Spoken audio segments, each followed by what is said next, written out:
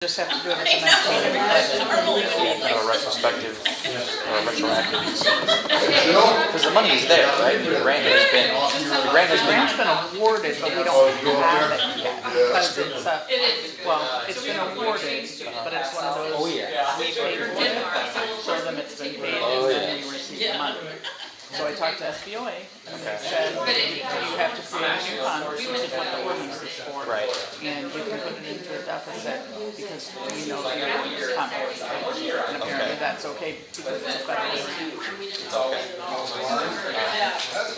Yeah, no, it makes sense to me. Let's work on it here. Yeah, I won't be up anytime soon.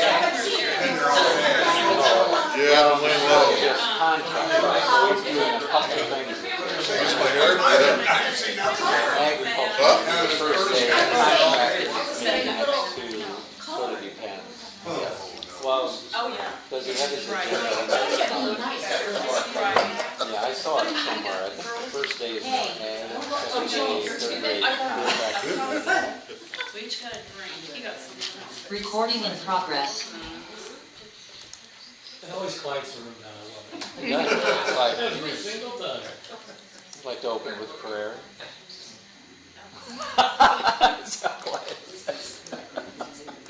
Be fine with me. We'll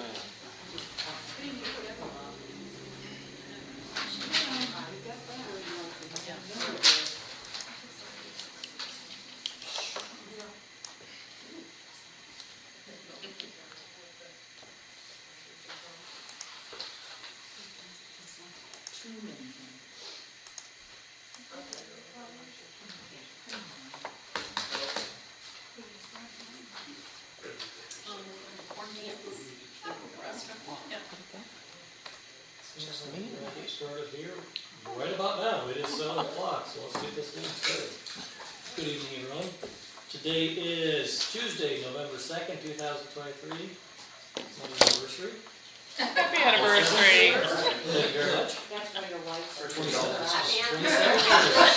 Only the best. Yeah, only that's for me. We're going to take her to the best places. We're going to Redbird after this.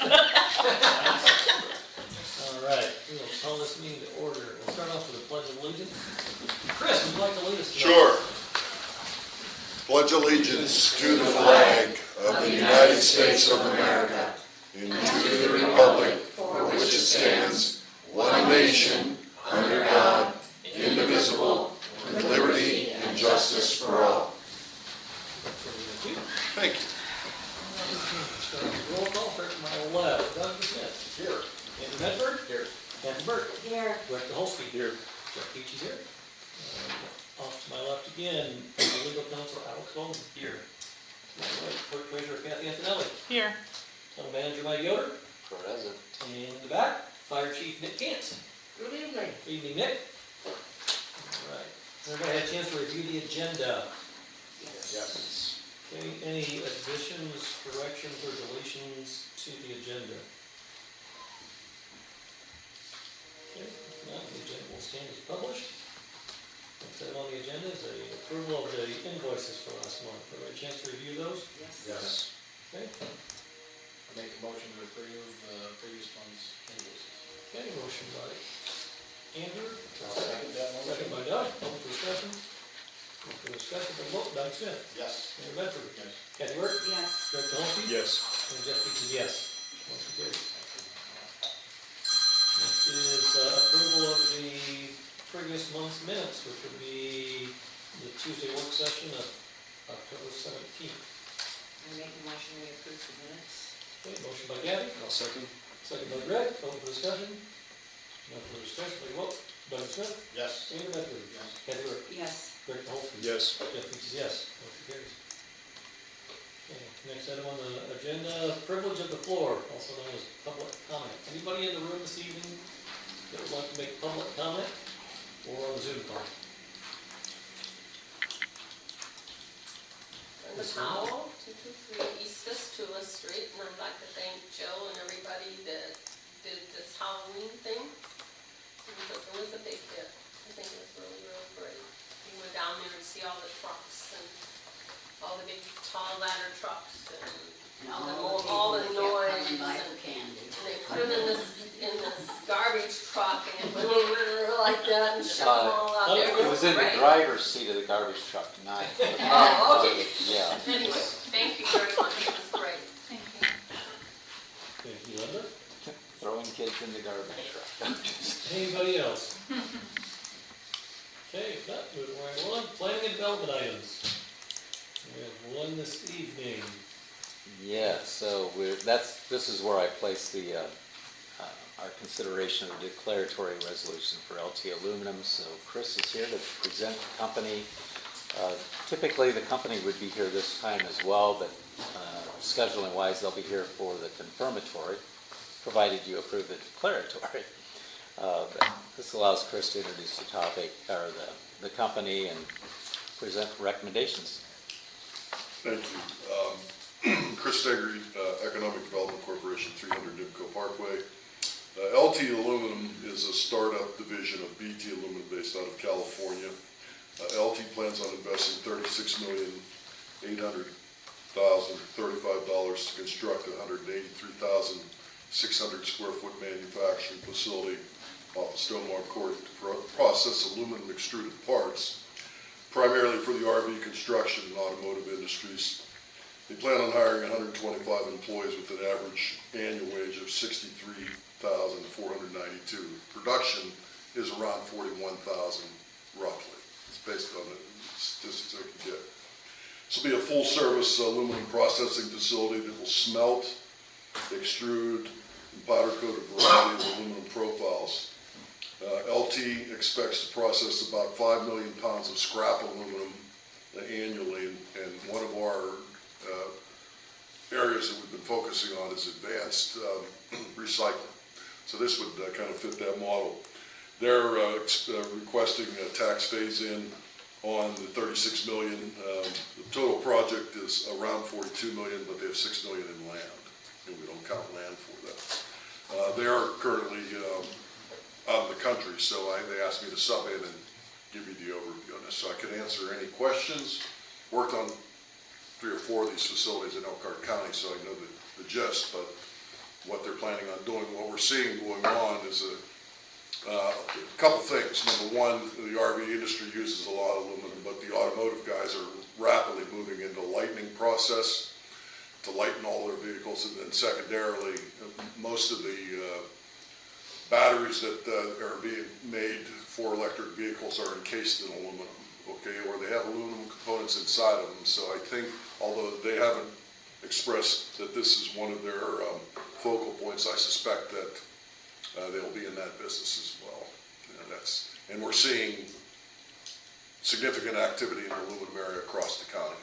So that's about all I have on the company and the project at this point. Mike, I don't know if you've had a drawing or anything, but I've not seen a site plan yet. So Not a specific site plan yet. So where is it to be located? Smith Ready Mix, the land to the east and north of that. I'm not sure where that is. Stonemont Court. Earthways Rise. There's go out through Earthway. Earthway and take that Yeah, right, Earthway. they'd be the first Okay. parcel on the right there. Also, Chris, since there is a 7-year and a 5-year on this, is it going to be 2 separate TIF? No, typically we do them, the personal property in the 2013 Elkhart County ordinance capped personal property phase in at 5 years. Yeah. So we typically include them both, but one would run longer than the other.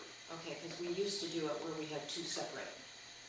Yeah. Personal property and. You could building. elect to do that, but it would have to be capped at 5, and I didn't run the calculations on 5, but Okay. we could run them that way.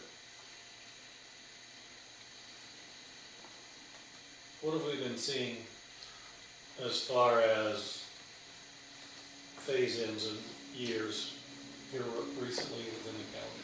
Still using this card. I'm working on a revised scorecard, and our plan is in December to have a meeting that'll be county-wide, and we'll ask representatives from Bristol to come and from the county. We're still doing we have 13 or 14 projects that we've done this year that have been eligible for phase in.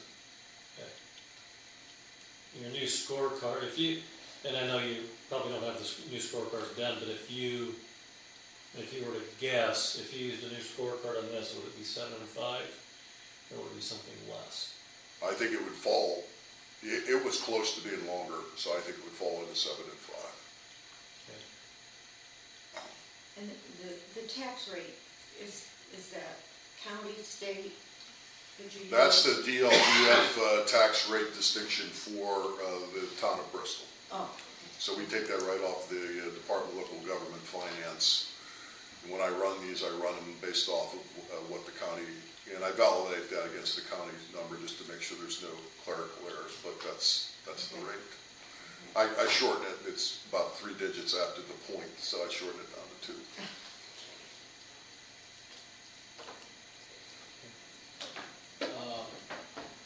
Chris, I know that this company was in here, and he asked them about the difference between smelting and remelt. It's my understanding this is a remelt plant, not a true smelting plant. Yeah, that's probably my terminology use is just inaccurate. They are going to be remelting scrap. Okay. Yeah, smelting, no, I'm not. About 5 million Preaching pounds the choir annually. here, right, but it's a very energy intensive. Smelting is. Ugly, smelly chemical process. Yeah. And I would not want to be anywhere near.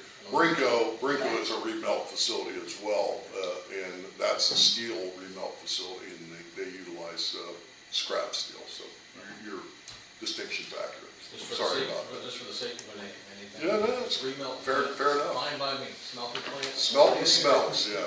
yeah, there we go. What happens if, I mean, this is just an arbitrary question, but what happens if within the 7 years, the tax rate goes up? I think they get the higher tax rate, however, as part of the contract, and Alex could speak to this, we typically put into contract that they could not file for any type of reassessment based on the assessed value. Okay. That's to prevent them So from coming back and, Tax rate stays the same, and if it goes up, they have to pay the difference. right, so. Okay. I guess my only question would be is, do we want to do a 7-year on the structure, of the real property? I did model it another way for you, just in case you wanted to take a look at it as well. I'll just give everybody, I think I brought enough council members. Thank you.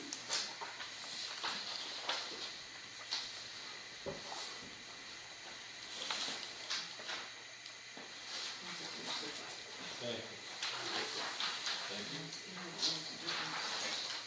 Sorry, I didn't. That's all right, Chris. You can take Mike's. So if we look at a 5 and a 3, we're looking at $800,000 difference. No, just on the 7. Right? No. I can run it at a 5 Yeah. and 5 if you desire me to do that. So they've got, Well, there's a. so with the handout, they get a 2.4 million tax savings. That's one way to look at it. And on the other one, it's 3 point something. Scroll down just a bit. It's important to note 3.2. too, on the scoring process that we use, because of the current unemployment rate, they only get 90% of the points that they actually earned, okay? Because we have a factor in there, higher unemployment rate gets less incentive. I think the most recent that we've given, haven't we, is 5 and 3. Wasn't that like what we've given? What was our last? 5 and 3 has been the typical, most of the deals that I can recently recollect. Yeah.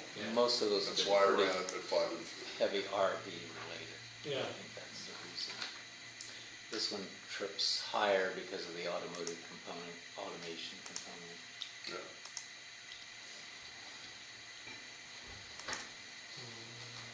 There's a higher automation value than the cost of the building, which is what we've been working for. If you go back 10 years, when we started this process, we were 90 to 95% building and 5 to 10% automation. So Yeah. we are seeing a lot more automation being seeded into our manufacturing. That's been a long-term goal. So we can free up labor because we have many people in this county that do material handling jobs that, quite frankly, right now are hard on the body and it could be replicated by automation of some type and free them up for other better jobs that allows them to earn more. It doesn't impact our income. We get the same amount of money regardless. All we're doing is phasing in assessed value. And I think we're going to have a lot of assessed value coming next year, so our tax rate is going to continue to go down. Okay. Yeah, you should have quite a few projects coming out of Yeah. phase-in now. Yeah, we'll be discussing that more at the work session, but I expect quite a bit of development next year. So my recommendation, it is unusual for us to go this long, but Yeah. you know what's unusual also about this is every tax abatement we've done in this town since I've been here, the building is either, the ground is bought and the building is underway. These guys haven't even bought the ground yet. They're at least waiting for this. Yeah. I don't think we'll lose them if you go 5 and 3.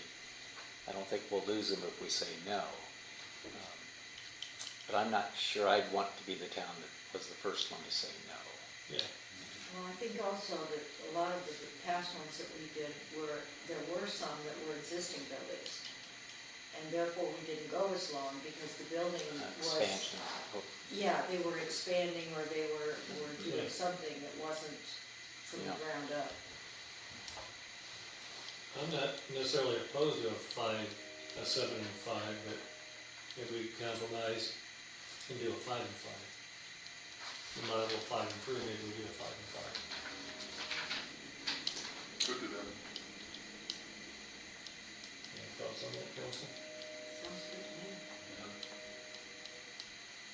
I can have that model for Mike tomorrow morning. I didn't model it that way. Okay.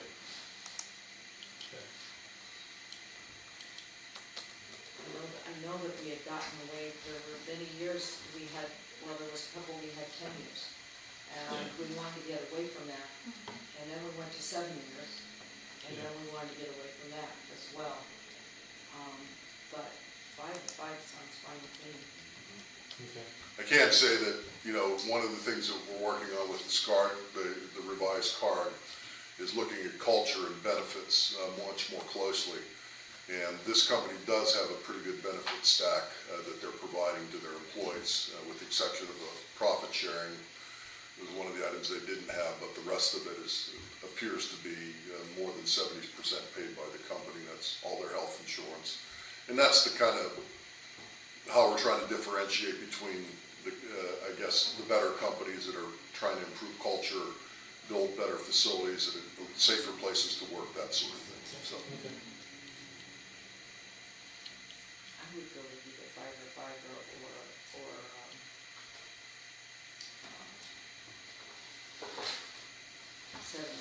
7-3. I'm not sure whether that would make a huge of a difference between 7-3 and 5 and 5. Yeah, because it would.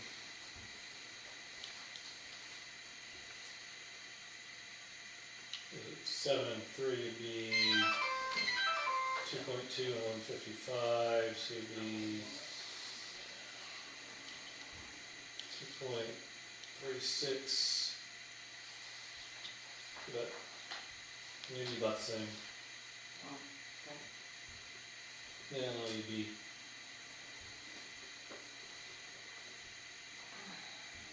Yeah, you'd be about the same as the 7 and 3 would be the same as 5 and 3. Maybe 5 and 5. Yeah. No, 7.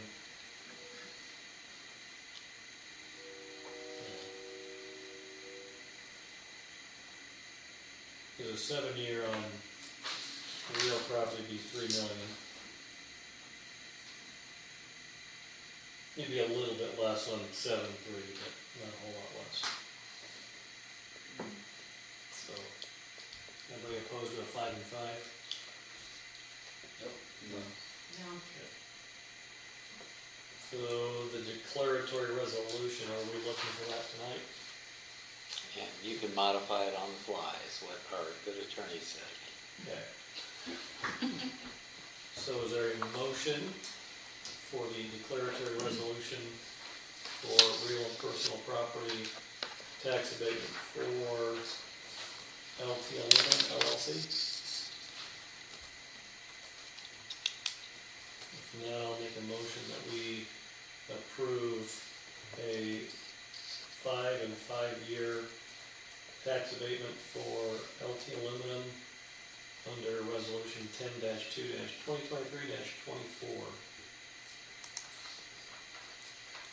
You meant to say 11-2.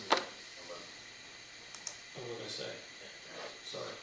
Then my motion to 11-2-2023-24. I'll second that. Okay, motion by Jeff, second by Andrew. Open for discussion? Jeff, maybe just as a point of clarification, when we talk about the 5 and 5, then the motion would be then the resolution's been presented, contemplates a 7 year on real property and a 5 on personal. So the motion would be to amend the resolution as presented to reflect the 5 and 5. Okay. Yes. Is that? Yes, that would be the motion. And then that, again, for clarity of record, that then the percentage of assessed value exempt would be at that 20% mark for each year. That's contemplated on Yes. both real and personal. Yes. Okay. Just as a note, if I'm correct here, 7 and 3 would be 3,159,000 somewhat, and the 5 and 5 would be 2,478,000. 800,000.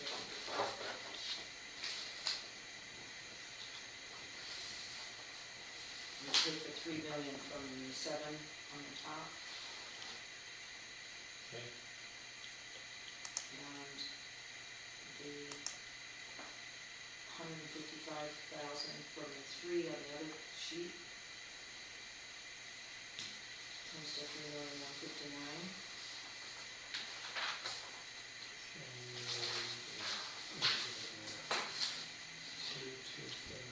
Most of those are just estimates. Yeah. The numbers Yeah, it does, are different. our tool does look at depreciation as well, so you have to. Okay. Yeah, the 2259 and the 219, and that comes to 2,478,000. Okay. So it's about 800,000 difference between 7 to 3 and 5 and 5. Okay. That sounds Just about for right. general information. Okay. Thank you. Any other discussion? Not, we'll take a vote. Doug Smith? Yes. Andrew Bedford? Yes. Kathy Burke? Yes. Greg Polowski? Yes. And Jeff Eats, yes. Motion carries. Thank you. Thank you, Chris. Chris? Nice to see you again, Chris. Yeah, good seeing you. It's been a while. So the council will make the revisions to that resolution as amended, and then we'll present that for publication in advance of the next regular town council meeting, the public hearing on it. Okay. Perfect, thank you. Thank you, Chris. Thank you. Okay, Mike, under manager reports, what do you have for us? Well, we have an exciting presentation from Matt tonight from the St. Joseph River Basin Commission. Matt, why don't you introduce yourself and the St. Joe River Basin a bit before you dive into our Monsanto Yeah. Thanks, Mike. handout. So yeah, first a little introduction. My name is Matt Mearsman. I serve as the director of the St. Joseph River Basin Commission. And what that is technically we're an agency of the state of Indiana. We were created in the 1980s to address water quality and flooding concerns throughout mostly the northern communities in Indiana. But the map that I'm showing you is to get a sense of what the river basin is. It's a huge area of land. It's all the land that drains to the St. Joe River, so it includes 8 counties of Michigan as well. And although our funding and our governance is limited to the Indiana side, our statute talks about working cooperatively with Michigan, and we understand, especially here in Bristol, that what's going on up in Michigan is what's coming to us. So we need to work across both sides of the line. And what I'm going to be talking to you tonight is about monitoring, and so sort of understanding the river and what it's doing is a big part of what we do. If you flip the slide, this is way a whole bunch of text, but just if we ever want to refer back to the mission, what kinds of things we do, I mentioned monitoring, that's what we talk about tonight.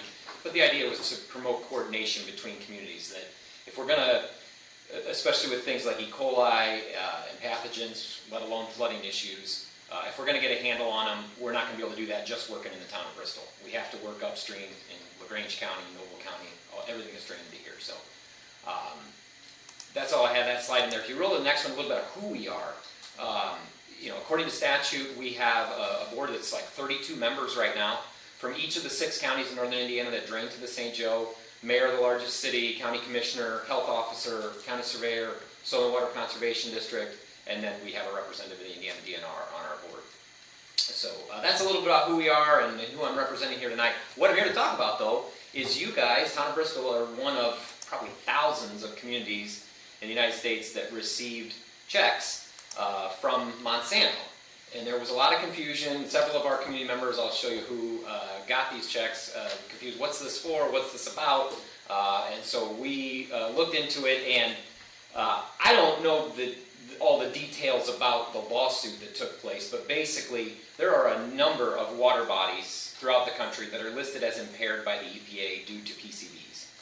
And several Monsanto products are known to cause PCB contamination, and so someone took them to court. They settled out of court, and part of that lawsuit was that they would pay every community that is of a certain class, basically has to do with your population, and that you're forced to deal with stormwater requirements. It's called Phase 2 communities under the NPDES program, Pollutant Discharge Elimination System is what it's about. But basically regulating stormwater, all kinds of things. But if your community was one of those, which you are, and you intersected a watershed of one of these water bodies that was listed as impaired for PCBs, you received one of these checks. The checks are intended to pay for monitoring, sample analysis, things like that.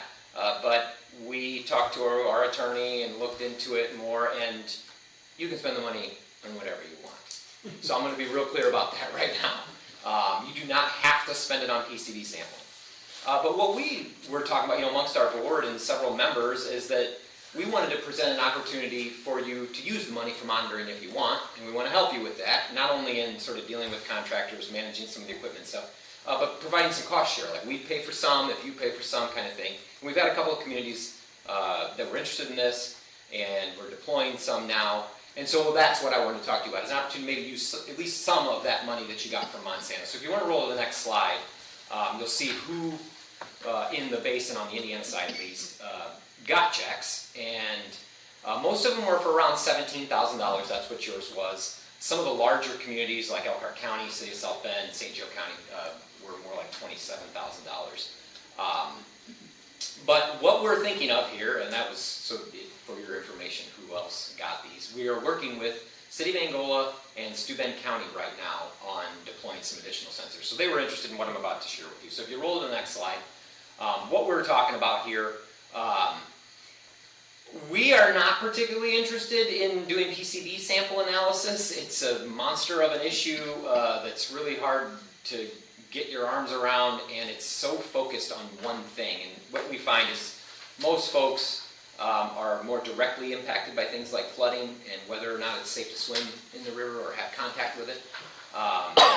Those kind of things. What we're interested in doing is expanding our understanding of how much water is coming through the river, when, how it responds to rainfall events and stuff. And so there's some really cool technology out there. The picture on the right is one of these units. We've purchased 9 of them so far. Yeah, that thing right there. It's solar powered, has a cellular phone antenna in it, talks to the internet, gives real-time information about the height of the water. So typically mounted to a bridge or something like that, and gives you information about the level. But that's only so useful because you still don't know how much. You know how high the river is, but you don't know how much. So in order to understand how much water, which is what we really want to know, and if we want to calculate how much of a certain pollutant is moving downstream, or how much it's been impacted by a 2-inch rain compared to a 1-inch, we need to know all these measurements. Basically, that little picture on the left is what the professional hydrologist would go out to do. and they can't just go out at one flow. You have to go out when the creek or river is at various stages. And you take measurements at different depths and different widths along the stream to construct a way to basically convert height to volume and how much is moving through. So what we're talking about here is that the commission would purchase the equipment, we would pay for the annual service fees, and we would work with the contractor. We've actually got, there's somebody in Elkhart, maybe City of Elkhart, certainly Elkhart County. Tritium is the name of the firm. Todd Feenstra is the individual's name. He does a lot of work with agricultural producers, irrigation wells and stuff. Anyway, he can do the work. He's done the sites that we've done so far. We would manage the contracts with him and keep the service going. What we would expect of the local government, in this case you, would be to reimburse us for the installation cost and the field measurements that he has to go out and take, which generally take place, we're finding over in St. Joe County, it takes about 2 years to actually get the right events where you can get out when it's at a high flow, get out when it's at a low flow, and that kind of thing. Dollars-wise, what we've seen, the equipment itself, they run about $1,000 a piece. The annual service fees are about $300 a year. But the field work that he does in the way of installation and the field measurements is, if you're just doing one site, I would say the max we would expect is around $10,000. So if we did more than one site, it potentially could be a little bit of savings from scale there or whatever. But if you want to roll the next site, I'll kind of give you a sense of what's going on out there already. So the USGS does this a little bit. They've been cut back over the years, but kind of in this area here, the USGS is doing this. They do it better than anybody. And we've got a gauge up in Mottville. So we have a gauge pretty close on the main stem of the St. Joe to help us understand. And that's got a pretty long period of record. So we got good information about the St. Joe. There's one in Elkhart, Jackson Street, and we've got a couple downstream. What I was thinking of, and some conversation with Mike, was the Little Elkhart River, which comes in right here. We have no information on Little Elkhart. And what we found over in Steuben, and one of the reasons that Angola is working with us, they got real interested on groundwater supply, water availability. I think it ended up being a fish farm, but there's been several different proposals for big water users coming in, and the municipality wants to know, hey, we've got enough water for this? Like, are we still going to have water for our community if we're pumping this much out for things? Well, when the experts come in to do these analysis of how much water is available in the aquifer, these gauging station informations is one of the things they use to understand it. So not having anything on the Little Elkhart, or should I say, getting some information about the Little Elkhart could down the road help us better understand what we actually have in the way of groundwater here too. So that's a little sense of where I was thinking about. If you roll down one more slide, gives you a sense of where we are putting them out now. So we've got a couple in the Elkhart, so not the Little Elkhart River, but the main Elkhart up in the North Branch. Those are the ones you're looking at there. There's actually one on the Fawn River right there by your cursor, and then I know you can't click on them, this is just a screenshot. But if this is on the internet, you can go out there and you can get, at this point it's just height, but it's real time. It's updating every 15 minutes, you're getting new information. We've got 3 of them over in St. Joe County as well, on one of the tributaries to the St. Joe that goes through the city of South Bend. So we got 8 sites out there we're working with, that we were happy with the equipment, we're happy with the contractor so far, and basically just wanted to give you guys the opportunity to help us expand our understanding of what's going on in the area. With that, I guess there is a couple other slides. You know, we do some monitoring ourselves that's beyond just flow. We look at what's alive in the river, we look at the biology to get a sense of the health of it. We're doing that all over the place. We got one in Little Elkhart just upstream of here. And I can tell you more about that stuff if you're interested, but I'm going to stop for the sake of time and just ask if you got any questions. Keep talking. What's that? I said, keep talking. She lives on the river. Oh, yeah, right. So you'd be interested. I got some data Am for I you. gonna grow a second head? Or? Right, no. In fact, what we're seeing, if you're a bug that looks like that, you're safe. For people, it's a little different, but. How is flood stage determined? So that would be flood stage determined. Because you have height, would it be able to give you a read on flood stage? Or? It would help you model what gets inundated at different stages, but I think flood stage probably has a legal definition. And I don't know. I would expect it differs by community or don't know if it's Army Corps or FEMA or someone decides, I know it's on, if you go on any one of those sites for USGS, it'll show you what the river's at, and then there's a line on there for what flood stage. I was thinking about it for these guys. Yeah. You know, how they, you know, can use Well, what's that nice data. about this is you can get, so for flood purposes, just knowing how high it is really important. And you can set these up to have alarms, so the fire department would get triggered anytime Little Elkhart goes over a certain stage. So there is that, you know, and communities are using it for that purpose. Thank you. How Yes. much year we flooded? 18. 18? 18.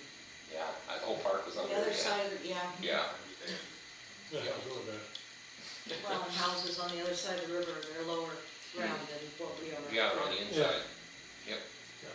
So I've got a draft MOU if you're interested.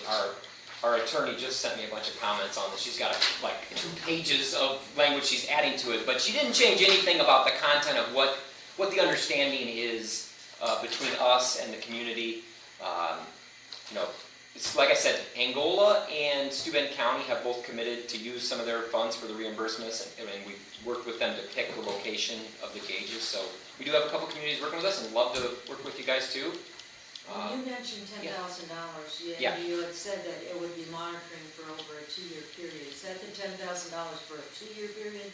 No, this monitoring would occur, and we could set like some kind of safety, like, you know, at least 5 years to know, assuming the state doesn't dissolve us or something like that. But the intention is that the monitoring would occur forever.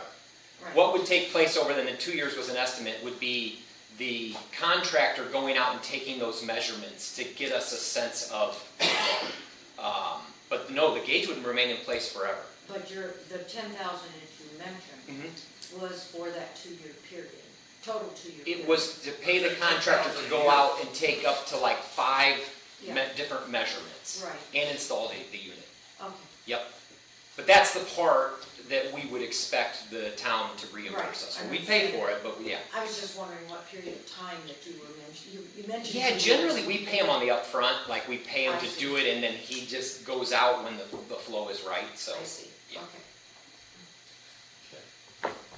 So you're going to monitor the Little Elkhart or the St. Joe? I was proposing the Little Elkhart Where would you because, put it on the Little? I don't, it's a good question, we'd have to work together, but, you know, I mean, the first bridge upstream is there on 50, yeah. The bridge, exactly. But what I would want to check with is that like in flows like 2018, Yeah.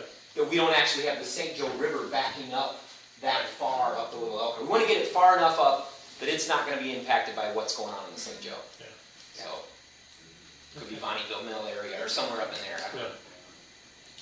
Okay. And we work with whoever here who's got interest in this to determine Yeah. where. Something to think So a vote up or down to support the program, and then we'll have all the lawyers look at the MOUs and we'll get it signed. about. I'd like to look into it a little further. I mean, personally, go on our website and see. Yeah. Yeah, I think it's, anybody opposed to considering it? No. No. We look at it and then get back to you in maybe our, would be the next public meeting or maybe in December, if that's not too late. No, definitely not. Okay. And I'll leave the MOU, I'll actually leave you, I got a couple copies, I'll leave you one.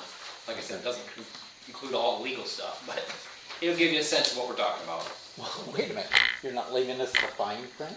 Well, she's just sent it to me today, the red line all over it. Right. Here, Mike, here's the second one. Okay. Yeah. All right, well, I appreciate your time and consideration. No, thank you, Matt, Yep. appreciate the info, it looks like it's a good program, and we will definitely take it into consideration. All right, thank you. Thank you. Is Amber on the Zoom call? She is. Oh, okay. She is up next with our 5-year comprehensive financial plan. So it's not Amber, Oh, it's it's actually Paige. I'm filling in for Amber tonight. Great. Oh, Can you Paige. hear me okay? Yes, we can. Hi, Paige. All right, hello. So it's probably going to be easier if I share my screen, if that's okay? Yeah, let me remember how to do this.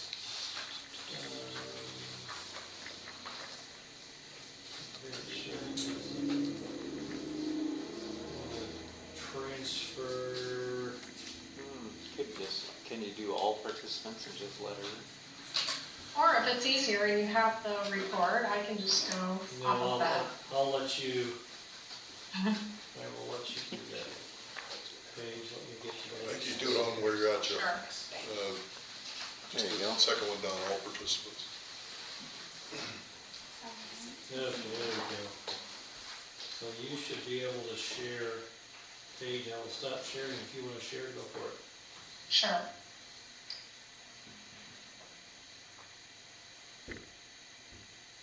There we go. Okay, great. So this is the long-term financial plan that we prepared for the town, and it's about 50 pages long. So in the interest of time, I'm just going to hit the high points. So I'm going to start on page number 4, which should be showing now up on your screen. So the chart on page number 4 is showing you the impact of the circuit breaker tax credits. Fortunately, the town is not heavily impacted by circuit breaker tax credits. So if you look at 2023, you are expected to collect $2,053,000 in property tax. You're actually levying something more. You're levying about $2.1 million in property tax, but about $48,000 of that will not be collected because those dollars are returned to taxpayers in the form of credits on the property tax bills. So basically, you're impacted by about 2.3%. You don't collect about 2.3% of what you levy. That's actually pretty low. There are some cities and towns that are not collecting 30 on up to 50% of what they levy because of circuit breaker tax credits. Why are your credits low? It's primarily because your tax rate is relatively low. Whenever you have an overall tax rate, district rate of $2, around $2 or below $2, then you generally have a low circuit breaker impact. So that's a positive thing for the town. So I'm going to go to page number 5, and this is just for your information. Overall, in the whole entire Elkhart County, there's $32.8 million of taxpayer credits that are issued in the county.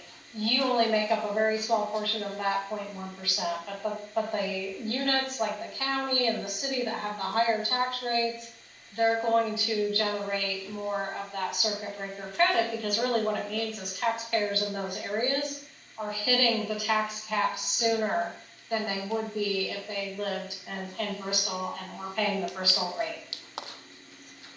Moving on to page number 6, this is a good chart that shows you the trend of where your net assessed value has been going since 2015, and also your property tax rate.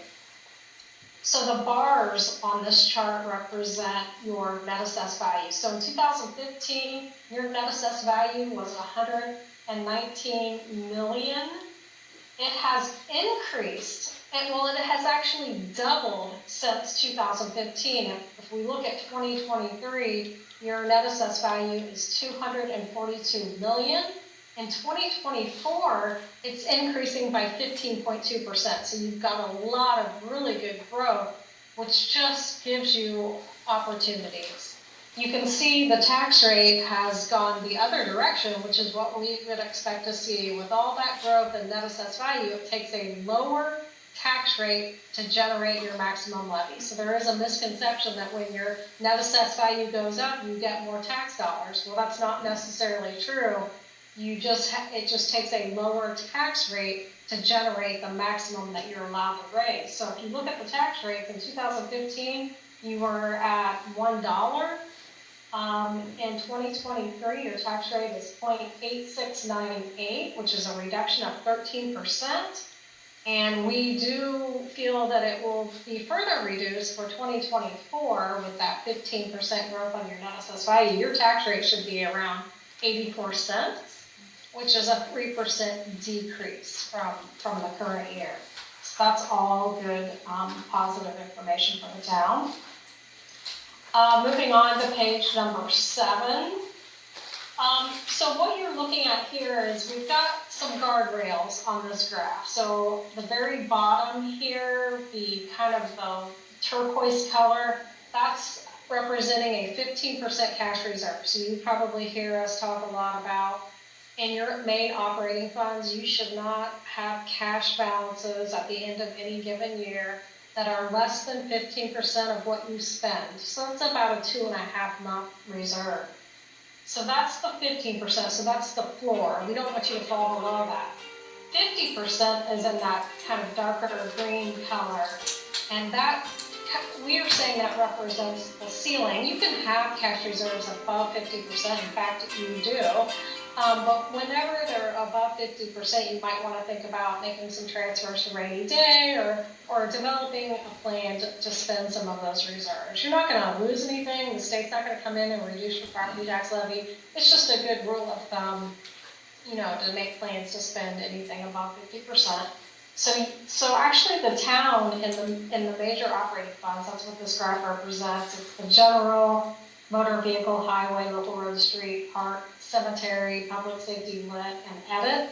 All of those funds combined, you're well above the 50% cash reserve. So you've got good, strong cash reserves.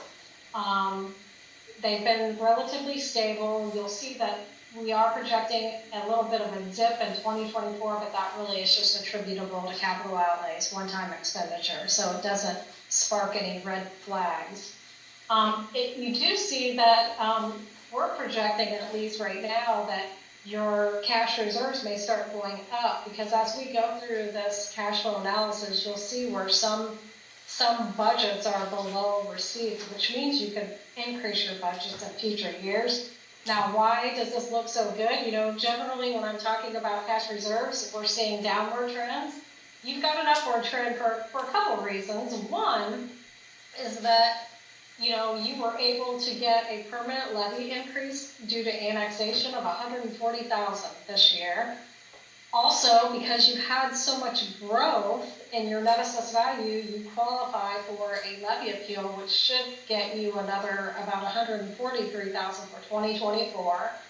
And your lit just continues to increase. So 2023, your local income tax went up $204,000. In 2024, it's going up another $200,000. So again, all this growth generates these other opportunities to have additional revenues coming into the town. So right now with our projections, there are some budgets that you may be able to increase by a certain amount in future years, or maybe there's some capital projects and things that you want to build into your budget. So now I'm going to move on. I'm skipping through a lot of these assumptions. That's just a lot of detail. But now I want to go to page number 13. And I know there's a lot of information on here, but this is your general fund. This is your major fund. I'm not going to go through every line, but we have an index numbering system on the left-hand side of the page so that I can direct you to certain line items that I feel is the most important. So line 17 is your total operating receipts. And that's probably one of the most important items on each one of these cash flows, because it's showing you actual receipts over the last 2 years and then our projected receipts. When we talk about balanced budgets, we're saying that your disbursements or your budgeted appropriations should match your receipts. Because if that should happen, then that means you're maintaining cash reserves and you have a balanced budget. Anytime you start spending above those annual receipts, you're going to start eating into your cash reserves, and you could possibly have a budget that's not sustainable in future years. I think that's where a lot of municipalities get caught, because they'll give raises or add employees without looking at the long term to see if it's really sustainable. So you can look across here. Again, your revenues have been increasing, which is great. In 2024, we're estimating revenues of $2.8 million. So if you drop down to line 26, that's your operating disbursements. So it's basically what you've spent, actual disbursements, and then what you're budgeting. So in 2024, you're budgeting $2.6 million. We do feel, at least based on the estimates right now, you're going to have a budget surplus of about $211,000. I've got it highlighted here on my copy. What that means is that you are underspending your receipts, which that's okay to do, but that means your cash reserves will go up. Your ending cash should be around 49%, which is great. In future years, you could probably add another 200,000 to your budget of recurring cost if you wanted to, or you can build in some capital items. You have typically underspent your budget in the past, so I kind of just highlighted this here, at least on my copy, that I think you're gonna probably spend about 2.4 in the general fund for 2023, but you budgeted about 2.6. So we fully understand that you don't always spend your entire budget, and that's okay. So, overall, this fund looks really, really stable and strong. I know, the fire contract was pulled out of this fund for 2024 and is split with 3 other funds. And that's simply because this fund could not support that full contract. And I agree with that. I'm saying, yes, you can add another 200,000, but can you add 600,000 or 700,000? No, that wouldn't be sustainable. So I know, this looks really positive, but there's also the idea of, how are we gonna fund this fire contract? Right now, I think in 2024, it's split with lit public safety, cumulative fire, and TIF. So it was pulled out of the general for reasons I completely understand. Going to the next slide, there's graphs attached to each one of these cash flows. We just don't have time to go through them, but just quickly, what are they? It's just a comparison of your receipts and your disbursements. If the receipts are greater than the disbursements, you're adding to your cash reserves. If they're less, then you're burning down cash reserves. I like these graphs the best because I'm a picture person, and this again is showing the guardrails like we showed you on that other graph that had all the combined funds, but now we're going to see the individual funds. So we have the 15% cash reserve at the bottom here, the 50%. The general fund has been pretty close to in between, which is perfect. Now we might start seeing those cash reserves go up unless we add to the expenses, which again, that's not an issue, just this is actually good. It's really good. Motor vehicle highway is the next fund on page 16. So this is actually, again, strong cash reserves. You've added to your cash reserves over the years. We expect that to continue, but it kind of just depends on what projects you have going on, because sometimes you've got some projects, like in 2024, we had the 141,000 in there from your capital plan, but really you have budgeted 240,500, which you can totally afford to do. So that's what I see a lot with these motor vehicle highway funds. Sometimes they're project driven. I know there's also operating costs that come out of there, but it's not unusual for the cash balance to go up and then go back down once you pay for a project. So that it can fluctuate. But I don't see any issues with this fund. You bring in about 280,000 in revenue. You can see you've underspent over the past few years. Again, skipping through the charts, but looking at the ending cash, well above the 50% cash reserve. Local road and street, you only bring in about 41,000 into that fund, and again, same thing. We usually see the cash balances fluctuate in this fund because it could be project driven, or maybe you're using the money for a community crossings grant, so it does tend to go up and down. But strong cash reserves as it is now, well above the 50%.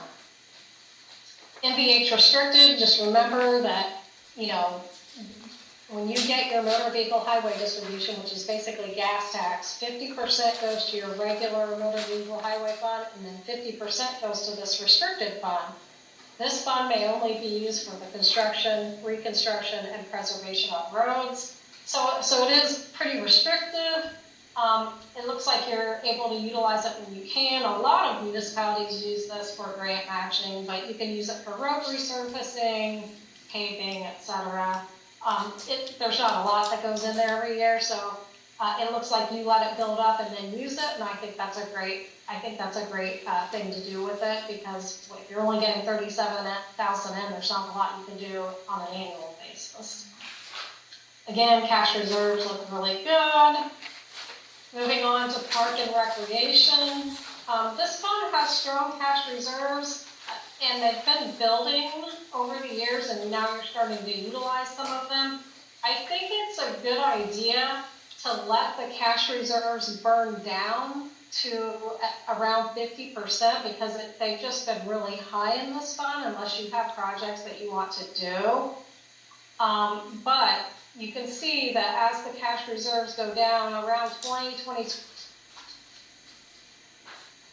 is where we're a little bit under percent. I'm thinking that in 2027 you may need to shift some property tax from general back over to this park fund at one time. And if you look at 2021, you had about 150,000 in property tax coming into this fund, and then you've reduced the levy, which is fine. We would recommend that because the balances were just getting too high. And really what's happening then is that money is shifted back over to general. You may have to shift some back. General can withstand that based on our current projections now, so I don't see that as an issue, but I would let it continue to go down to at least around 50%. Moving on, cash reserves, again, very, very high, but then going down to that 50% level, which is just fine. There's no issues with that. Cemetery is on page 26.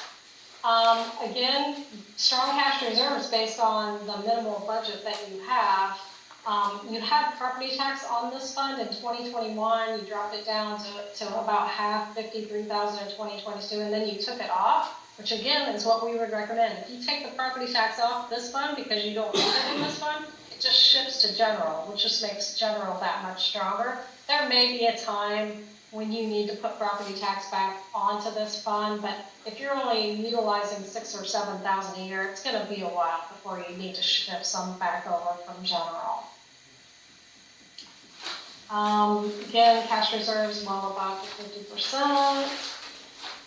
Public safety lit is on page 29, and this is probably one of the few funds where I'm gonna say, that this budget is not sustainable. In fact, I think it's the only fund, and I'm going to say that. I know you shifted some costs for the fire contract over to this fund. I think it was about $108,000, and that really is going to be for 2024. But I see you've got a lot of other things going on with this fund as well. It's just not sustainable as it is, even with moving out that fire contract, which we assumed that you would do in 2025. There's just too much coming out. So what can you do?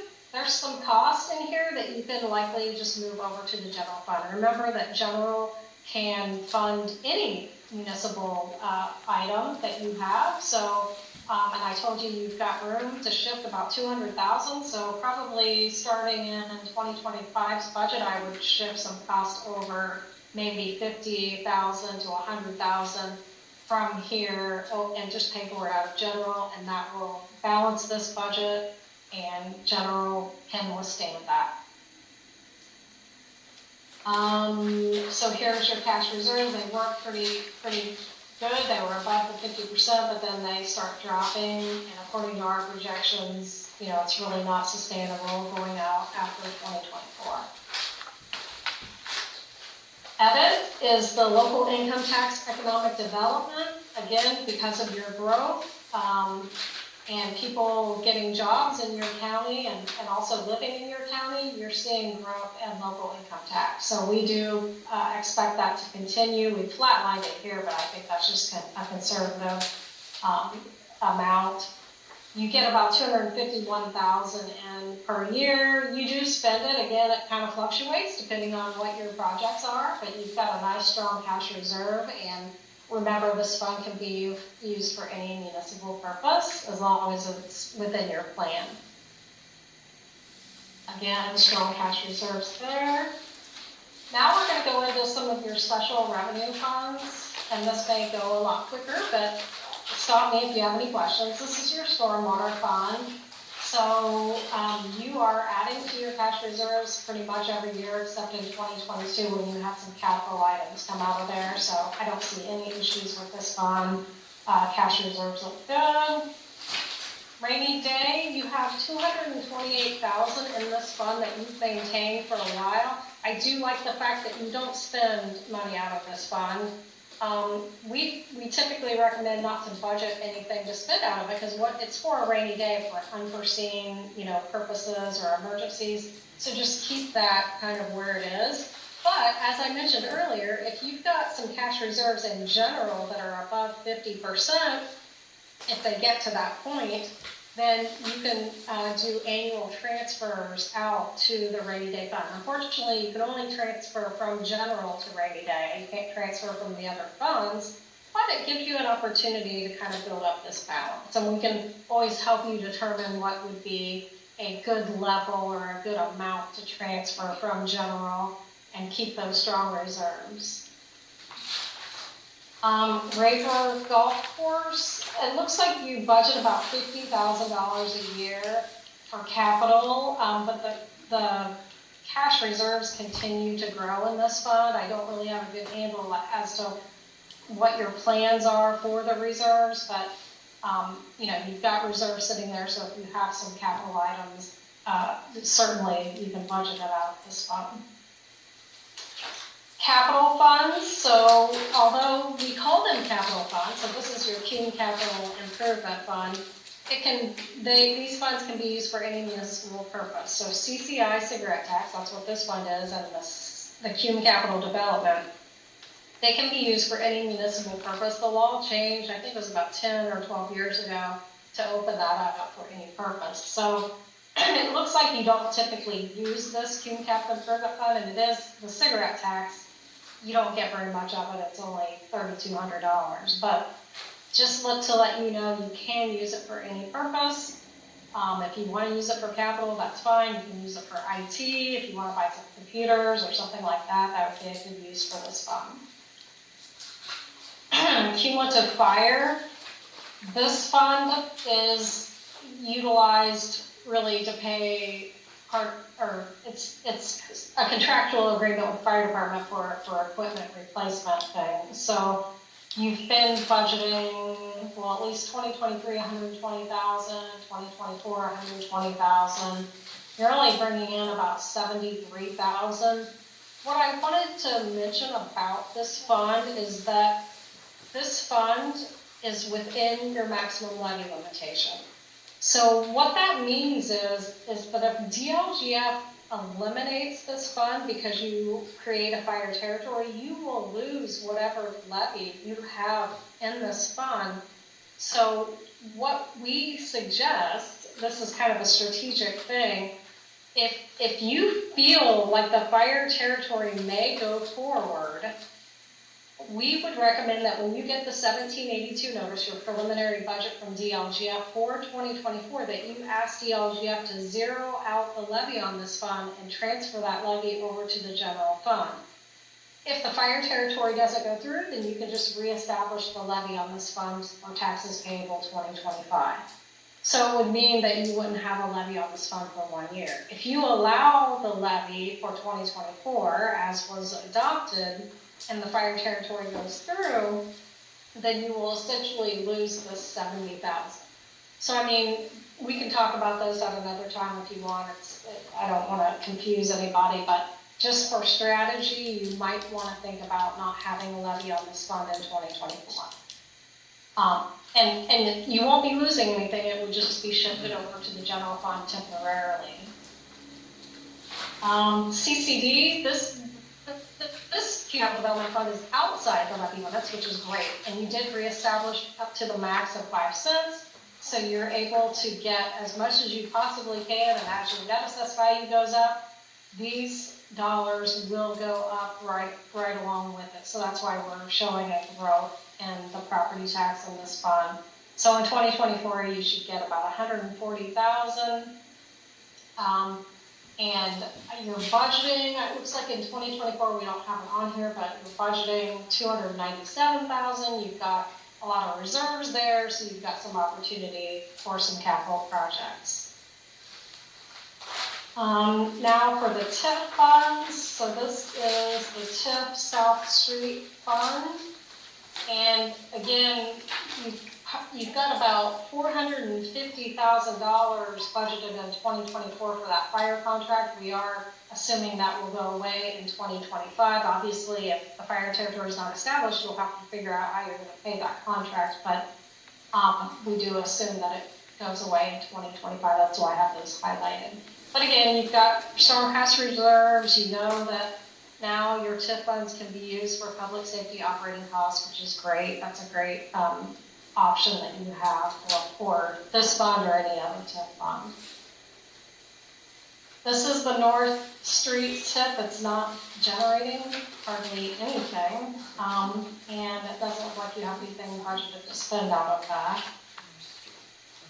The next one is your TIF East. Oh, I'm sorry. State Road You- 15. Yeah, they're actually, South State Road 15 and North State Road 15, as opposed to North Street and South Street. Oh, okay. We'll Yes. change that. It's South Street, South State is what, 15. State Road, yeah. And North State. Didn't we consolidate those two tips? I think we pulled these names from your accounting system, I believe, but we'll double check that and make sure that that's correct. Yeah, there's a Page consolidation. 43 is TIF East, and you can see what it's generating there. Looks like we are expecting that those revenues will increase. GGT EDA TIF, kind of a smaller TIF, generating about 250,000 or near that. And you do have some debt service that is projected to come out of there. Seahawk TIF, I didn't get this changed by the time we finalized this report, but in 2024, these revenues should be going up. So you do have some, the 2021 TIF bonds will come out of this fund. So right now we're showing as a negative, but it's not going to be negative. If we do an update on this report in the near future, we'll make sure that this gets changed because the revenue should be around 729,000 in 2024, going up to about 800,000 after that. So you shouldn't have any problem funding your debt payments, but we will monitor that to make sure. Then these are just supplemental schedules. Page 46 is just a summary of all of your cash balances, so you can see the trend. We have some historical years, 2018 through 2022, and then some future years, 2023 through 2026. Here on page 47, we have outstanding debt. You actually issued a new 2023 GOV after we finalized this report, and it was for $1.6 million, and it matures February 1st, 2029. So the next update we do to this, we'll make sure it gets on your debt schedule. This page 48 is a comparison of budget to actual. So we just kind of look to see, how much of your budget do you actually spend in a given year, because it kind of tells us how well you budget. So in the general fund, you budget pretty well. If we see that you're only spending like 80% of what you budget, then I would tell you that you have inflated budgets and you're not doing a good job budgeting, but you're not doing that. You can see in 2021, you spent about 97% of your budget. In 2022, 92%. So those numbers aren't too bad. And some of your budgets, like cemetery, and maybe it's because you just don't know how much you're going to need. You're spending less than 60% of what you budget. Not really an issue, but those budgets don't seem to accurately reflect what you spend. And again, maybe it's because of unknown circumstances. And then the page 49 is your debt limitation for your general obligation bonds, and you utilize some of that with the bond issue you just issued, 1.6 million. And then page 50, the last page, is just a calculation of the payment in lieu of tax of what you could get from your utilities. So that pretty much, I did go through that pretty quick, but again, there's a lot of data here, and I just wanted to hit the high points. So does anybody have any questions for me? Any questions for Paige? A lot of good information, Paige, thank you for taking us through that. Yeah, no problem. We appreciate it. And if you don't mind, I might stay on here because it looks like you're gonna talk about the fire territory timetable, so I'm happy to just stay on in case you have any questions. Yes, that'd be great if you could, 'cause I know you were, Okay, you're instrumental in that, so thank you. you're welcome. Okay.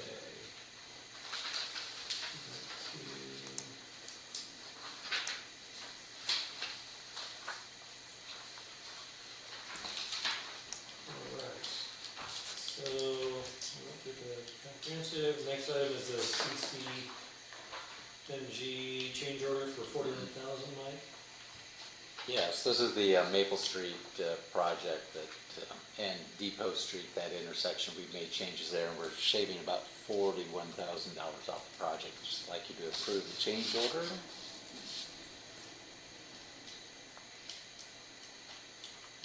Yeah, I'll make a motion to approve that change order. What's the number on it? Number 2. Number 2. Change order number 2. Make a motion to approve change order number 2. I'll second that. Okay, motion by Andrew, second by Doug, open for discussion? Not for discussion, please vote. Doug Smith. Yes. Andrew Bedford. Yes. Kathy Burke. Yes. Brett Polsky. Yes. And Jeff Beach is yes. Motion carries. Thank you. And next up, as Paige mentioned, we do have a preliminary timetable for the fire territory public hearings that's in your packet. I did talk with the church. We have this approved, although yes, so that's where we're headed. Okay.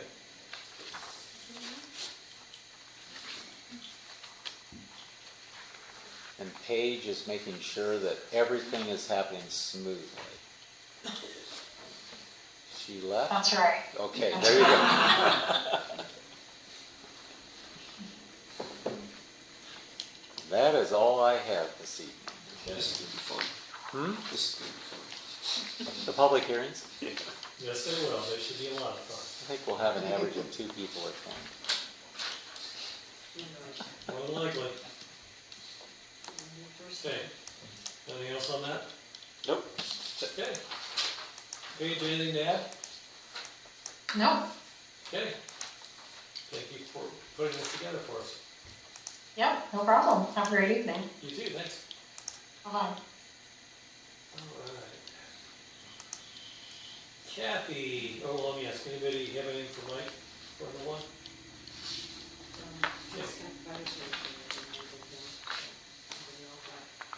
We just talked about that. That was the all? Just, okay. Just information. I'm sorry. Okay.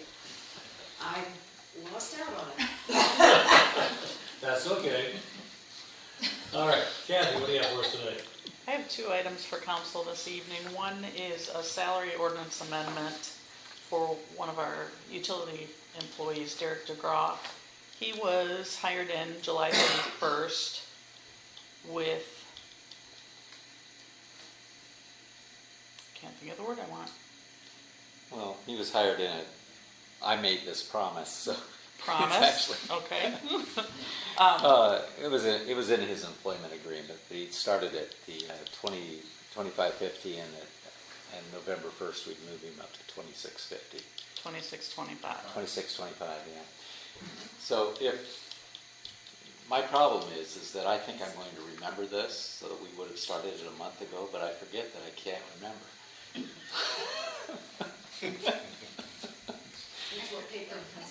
I know. So fortunately, I've got a good team here, and Kathy and Jill reminded me that we need to get this done. And so I'm asking that you do this in one fell swoop tonight, so we can start that on. No, you told me number 5, okay. So if council would consider suspending the rules and unanimously voting to approve this evening. So we're changing it to 26.25? Correct. Okay. So we're right there. Yep. DD, Derek DeGraw, sorry. There we go, now I got it. Now you got it. Okay.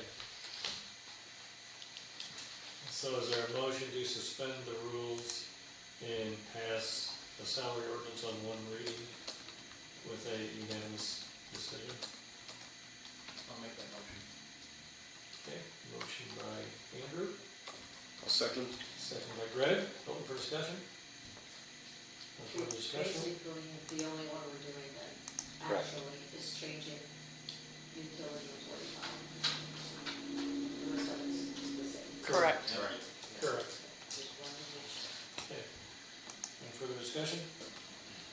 Not, take a vote, Dr. Smith, Yes. Andrew Redford, Yes. Kathy Burke, Yes. Greg Dolsky, Yes. Jeff Beach is yes, motion carries. Thank you. And then the second item that I have, and Alex is gonna help me with this one, has to do with an ordinance that I would like council to consider to create a new fund. Per our last audit, the auditors said that we need to create a new fund for every project that we do and every grant that we have. And Marshall Albin shared with the council about a JAG grant that they were awarded for $117,000 a couple meetings ago. So this has to do with funding that and paying the bills out of this new fund. Okay, Make the motion, we create ordinance number 11-2023-28, creating a JAG fund. I'll second that motion. okay, motion by Kathy, second by Doug, open for discussion. There's maybe one point I would make, just as a, and again, this is very, very minor. In specifying the fund, one, I think in the first paragraph, we want to specify that it's for the purchase, the specific purpose of, the purchase of 8, blah, blah, blah, blah, blah. And then secondly, that the fund be numbered in accordance with SBOA policy and procedure. I'm not sure what that number is, I think it's the 2200 series or something like that. But just for the clarity of it when they show up and ask how we numbered it. Can I have this ordinance approved tonight and change that wording for signature, or do we need to wait until the next meeting to have it all in one? So we can do it all in one foul swoop. We can, since this is presented, if the council's comfortable with that language, the motion would be to amend it to reflect those changes, and then 2, just like we just did, to motion to suspend the rules and adopt on first reading. Okay. Okay, you wanna, I will amend my motion. Again. Yep. Just like last time. Okay, I'll amend my, oh no, wait a minute, I forgot what you said here. I was reading, I'm sorry. I amend my motion to do what Kathy said we needed to do.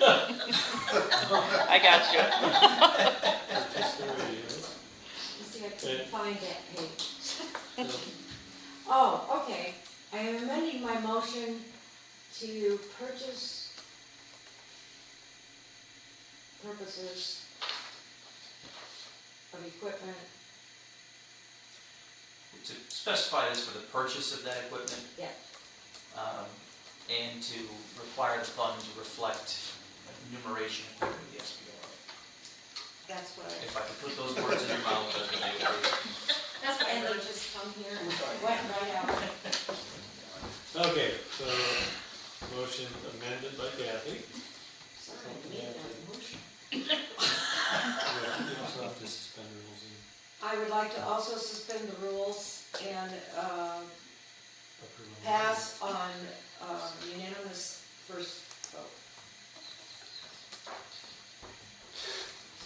If the council's comfortable with that motion, that's fine. That's fine. And we're gonna have to vote on whether they like it or not. That's correct. Okay, That is correct. is there a second to that? I'll second that. Okay. Kathy's motion Doug second, open for discussion. Okay, no further discussion, we'll take a vote. Doug Smith, Yes. Andrew Redford, Yes. Kathy Burke, Yes. Greg Dolphin, Yes. Jeff Beechey is a yes. Motion carries, Unanimously. Unanimously. unanimously carries. For the record to reflect, this ordinance 11/2/2023. 28. 28, was amended to reflect the discussion that we had, and the rules were suspended and was adopted on first reading. That's what the record reflects. Yes. Steve, I love it. I couldn't wait until the end of the meeting to have some kind of. Okay. Kathy, do you have anything else you want to Thank say? you. Nope, that's all I have. Thank you. Kathy Burke. That's me. That's not now, me. I know. Okay. Does anybody have anything for Kathy? Antonelli? Nope. Okay, moving right along. Alex, what do you have for us tonight? Thank you, Mr. Beachy. Three quick items this evening. The first is step one of step two for the finalization of phase one of the HTIW properties annexation. So the first is the resolution to adopt the fiscal plan for that annexation.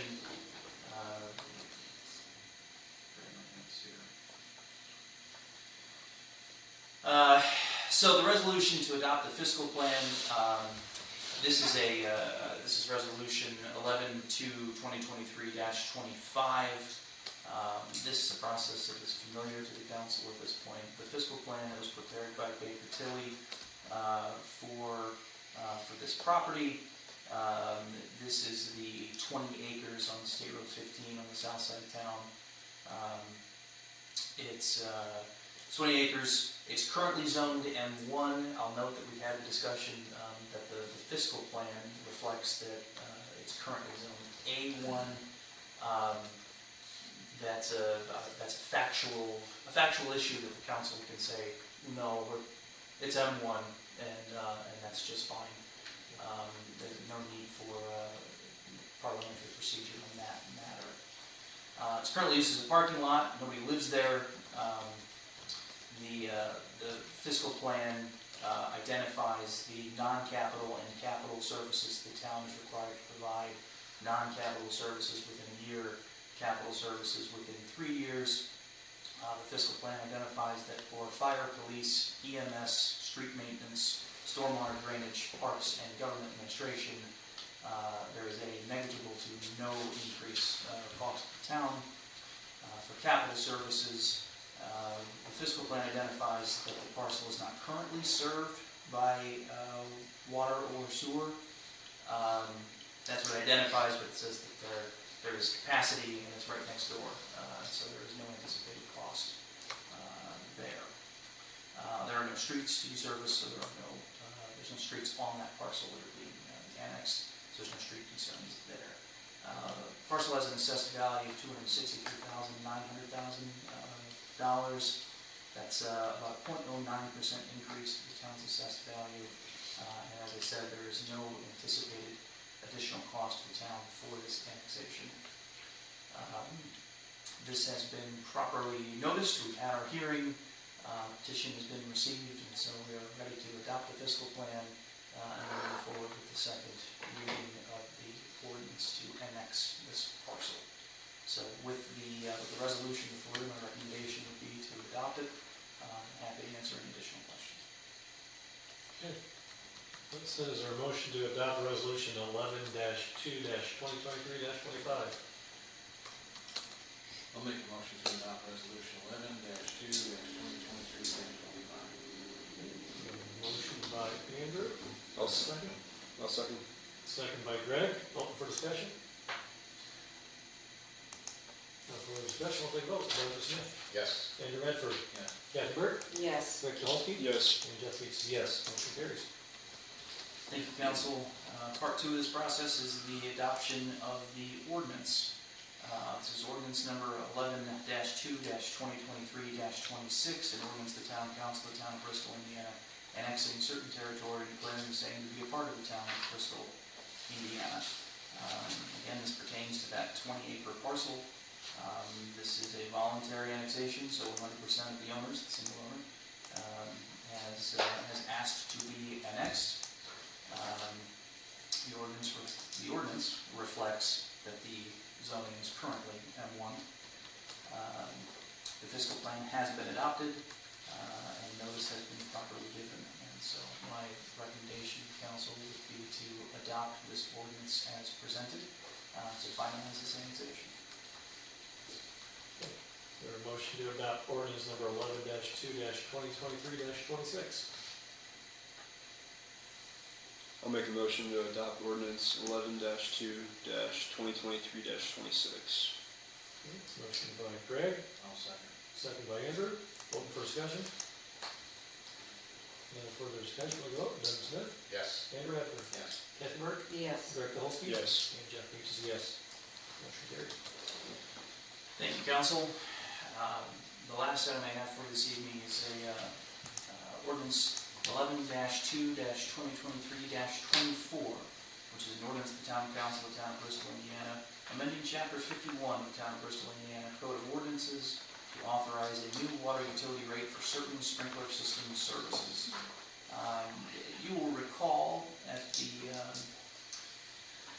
it was the first meeting in October. We determined that there was a need for a rate on 10-inch sprinkler services in town that had not been previously provided for in the water and sewer rate ordinance that was adopted back in June.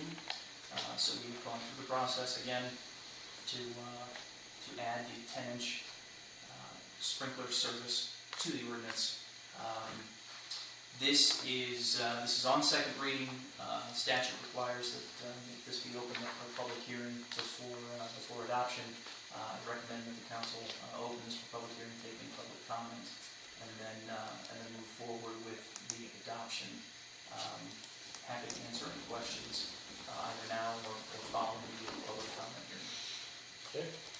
At this time, we will open up a public hearing to hear public comment on ordinance number 11-2-2023-24, the ordinance of the town council of the town of Bristol, Indiana, amending chapter 51 of the town of Bristol, Indiana Code of Ordinances to authorize a new water utility rate for certain sprinkler system services. Is there anyone in the room or on the Zoom call that would like to make public comment at this time?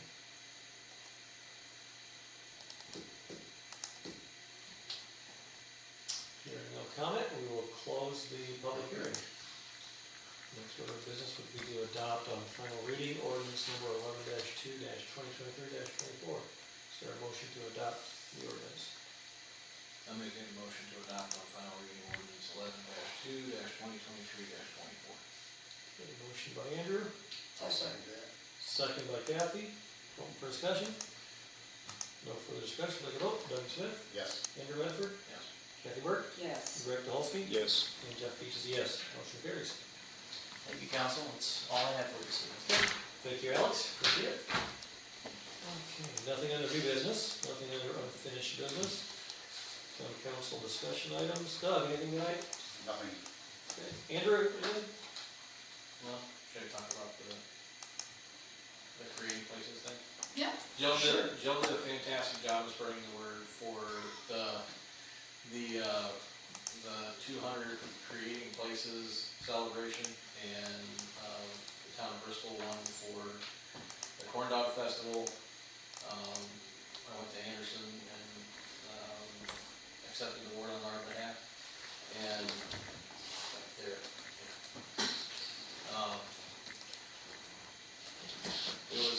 It was interesting. But I think if you guys read my email, there were a lot of remarks that there was a very quote-unquote Indiana thing. And it was very positive, it was very endearing what they said, and they look forward to seeing more of that festival in the future. They're very, very impressed with everything that our town has done. Good. Good. That's what I say. Yeah. Who would have thought? All right, well, thank you for representing us. Appreciate it. Anything else, Andrew? No. Kathy, anything tonight, no? Craig? Nope. And I have nothing else. So, next meeting, November 14th, work session topic to include business route updates, utility infrastructure, system development plan.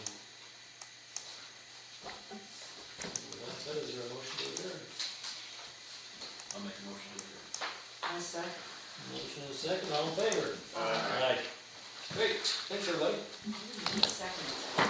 I thought. I need one more signature from council.